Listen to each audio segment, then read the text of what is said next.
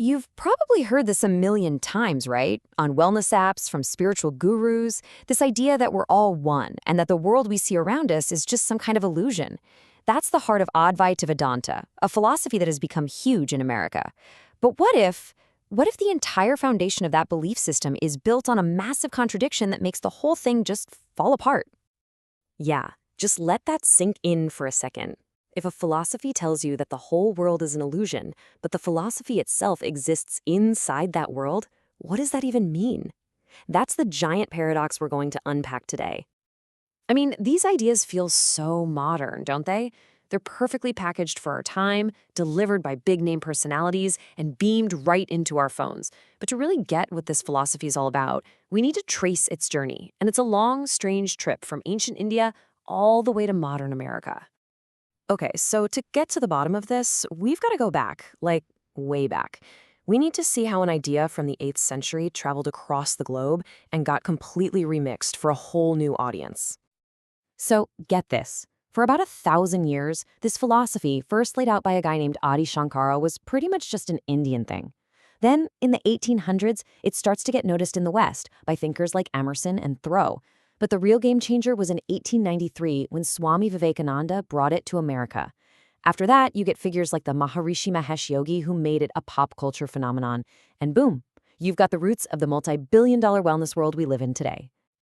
But here's the crucial part. This wasn't just a simple translation. Oh no, it went through a total rebranding.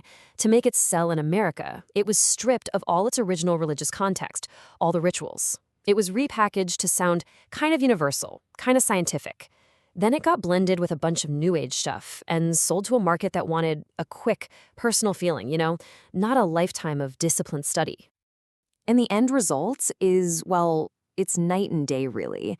On one side, you have the original, a super rigorous philosophical system deep in Hindu tradition with this really difficult goal of moksha, or total liberation.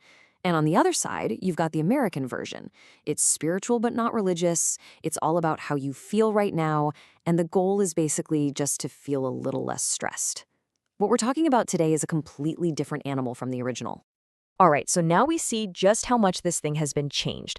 So let's get to the real core of it. Let's look at the very foundation this whole idea is built on. Because, you guys, this is where it all starts to crumble.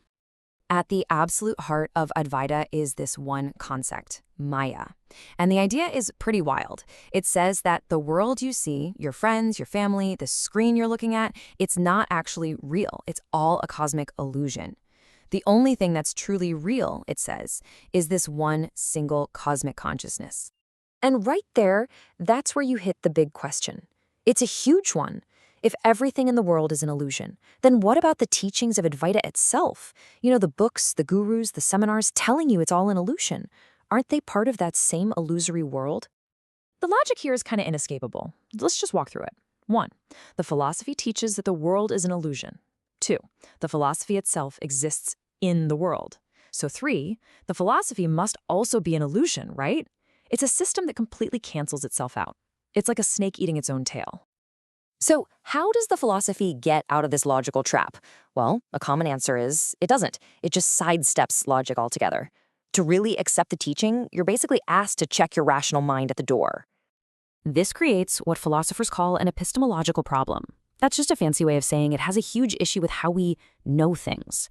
The system tells you that ultimate truth is beyond reason and language, but it uses reason and language to make that claim. It's a total catch-22. It wants you to accept its claims as the absolute truth, while telling you that the only tools you have to figure out if something's true, your own mind, your own logic, are fake.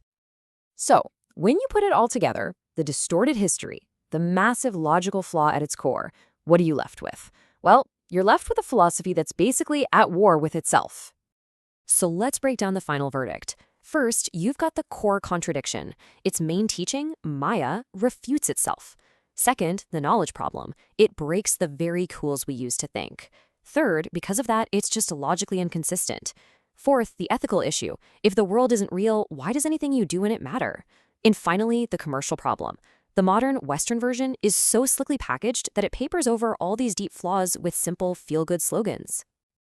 And that really brings us to the ultimate takeaway here. What we have is a worldview that claims to have the ultimate answer to everything, but it can only be accepted if you agree to invalidate the very process of knowing anything at all. It's a system built entirely on a paradox. So the next time you hear someone say it's all one or it's all an illusion, it might be worth asking, does that idea include itself? Thanks for joining me.